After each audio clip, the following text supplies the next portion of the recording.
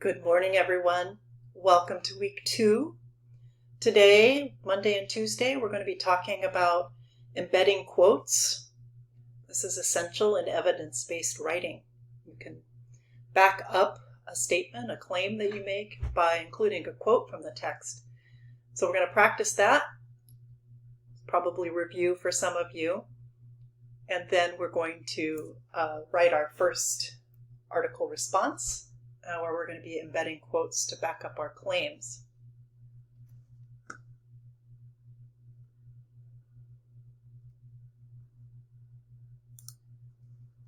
All right, so we're going to need our online notebook for this. So on Schoology, you're going to open up your online notebook. And that is in your IRB reading folder. We're on the second page here, 4 ways to integrate quotes. And we'll be working on this exclusively on Monday and Tuesday. So we're going to learn 4 different ways to include a quote into your paragraph. The first is to introduce the quotation by using a complete sentence and a colon. Now notice over here I've highlighted that sentence. For those of you who might not be sure, well, what does she mean by a complete sentence? I'm not really sure. A complete sentence, also known as a clause, an independent clause, has to have a subject and a verb. So if we look at this sentence here, it says, in the short story, Superman and Me, Sherman Alexie shows how important reading and writing are to becoming successful. So I would look at that sentence and I would say, okay, in that short story, Superman and Me, well, that's a prepositional phrase, so there's no subject there.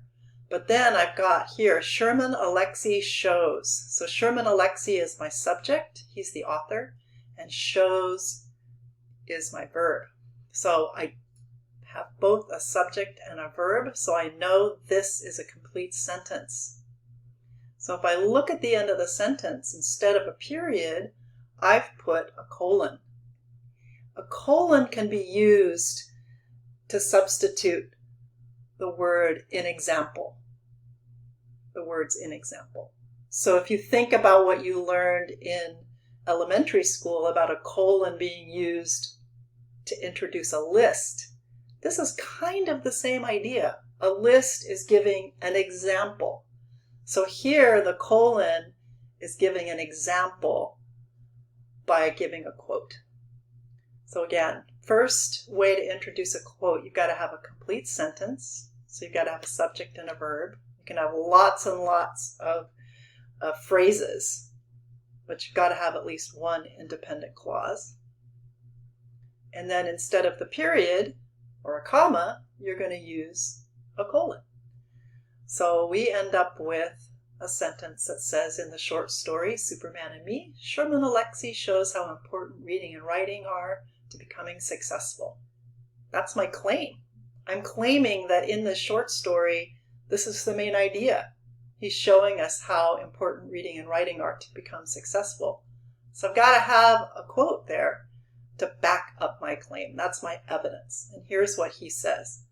I read with equal parts joy and desperation. I loved those books, but I also knew that love had only one purpose. I was trying to save my life. And we're going to go on and look at some of the more supportive statements later on. All right, so we know that you need a complete sentence to use a colon to introduce a quote. Let's look at some examples here to see which one is correct. So it says, identify the following sentences as correct or incorrect by putting an X in the box. All right, let's look at the first one together. Alexie paints a grim picture of living on the Spokane Indian Reservation, colon. We were poor by most standards, but one of my parents usually managed to find some minimum wage job or another, which made us middle class by reservation standards. So that's my quote that backs up my claim that he paints a grim picture of living on the Indian reservation. But let's see if I've used my colon correctly. Let's look at that sentence and see if we can find a subject and a verb. So I've got Alexei. Well, that's my subject, right? So Alexei paints. So I've got a subject and a verb right here. Alexei paints a grim picture of living on the Spokane Indian Reservation. So I can use a colon in that example. So this one I'm going to put correct. All right, let's go on to the next one together. He attributes his interest in reading to his father, comma. My father, who was one of the few Indians who went to Catholic school on purpose, was an avid reader of westerns, spy thrillers, murder mysteries, gangster epics, basketball player biographies, and anything else he could find. All right, so in the second example, let's look at the sentence that introduced the quote. So I'm putting a quote here that backs up my claim that his father was responsible for his interest in reading. So let's look at the sentence. I've got he, well, that's my subject. Attributes, okay, well, that's my verb. So I've got a complete sentence here, but instead of using a colon like I should, I have used a comma. So I'm going to put incorrect. This sentence should have a colon rather. All right, now I notice I've got a couple of other notes here. In this first sentence, I have made a note here. Notice that I did not include the author's name in the citation since I mentioned him in the sentence. So remember, when you use a quote, you've got to tell the reader where that quote came from. Well, in this sentence, I have his name right here. So I don't have to use his name. In this sentence, I used he. So to clarify who he is that I'm talking about and where this quote came from, I use an MLA in-text citation, which is the author's last name, the page in parentheses with no comma, and then the period after the parentheses. Let me just say that again. So in parentheses, I've got the author's last name, a space with no comma, the page number, and then a period after the parentheses. All right, so let's look at the second way that you can embed a quote into a paragraph. Number 2, use an introductory or explanatory phrase separated from the quotation with a comma and a signal verb. A signal verb. Well, there's a link there. I'm going to click on that and see what I mean by signal verbs. What is that signal verb? Oh, okay. I remember these. This brings back some memories from middle school. So you don't always want to say says. So-and-so says. So-and-so says. That can get really, really, really repetitive. So we've got lots of verbs that we can use to introduce a quote. And some of them are more specific than just says. So I remember these now. This is old information. And you may have used a different term for this, but for our class we're going to use signal verb or signal phrase. So let's look at the example. In the short story Superman and Me, Sherman Alexie reveals, comma, I read with equal parts joy and desperation. I loved these books, but I also knew that love had only one purpose. I was trying to save my life. So here I've got my signal verb, reveals, and I'm using a comma now to introduce the quote. So here's some common signal words: states, argues, believes, emphasizes, observes, discusses, claims, asserts, illustrates. So you can see the link that I showed you above if you want to find a longer list.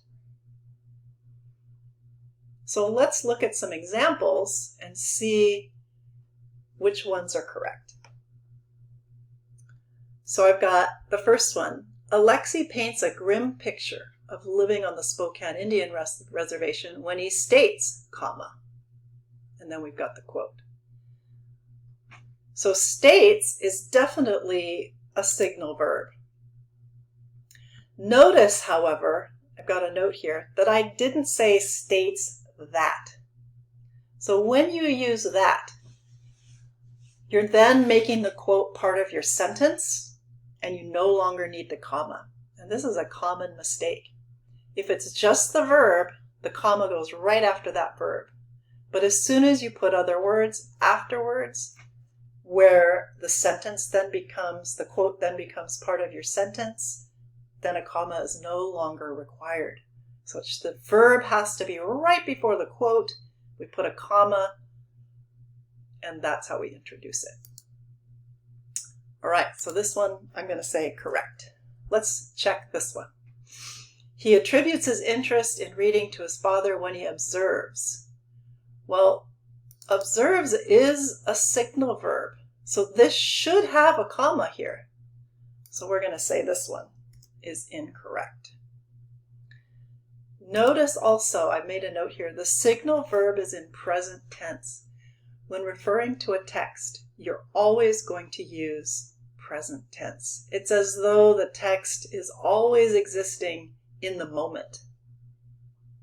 There are exceptions to this, but for the most part, it's going to be true. All right, so let's recap. We've got two ways to introduce the quotations. We're halfway through. We've got a complete sentence with a colon. That means it's got a subject and a verb.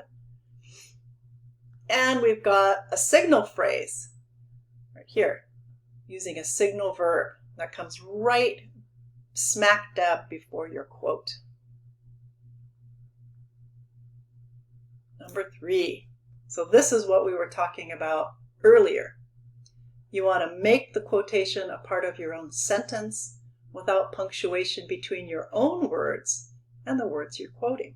For example, in the short story Superman and Me, Alexei read with equal parts joy and desperation. He loved reading and acknowledges that reading changed his life. So here, Alexei, quote, read with equal parts joy and desperation. So this section right here is where I've just used the quote as part of my own sentence.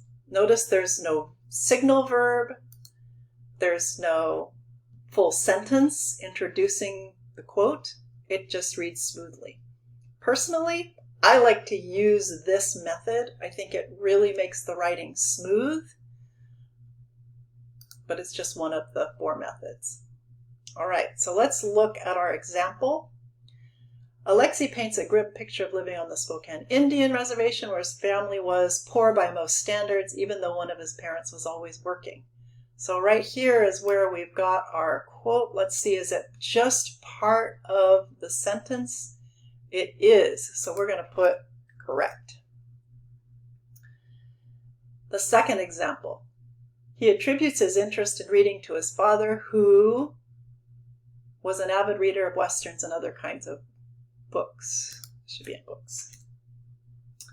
Well, is this a full sentence? Because we've used a colon here. He attributes his interest in reading to his father, who.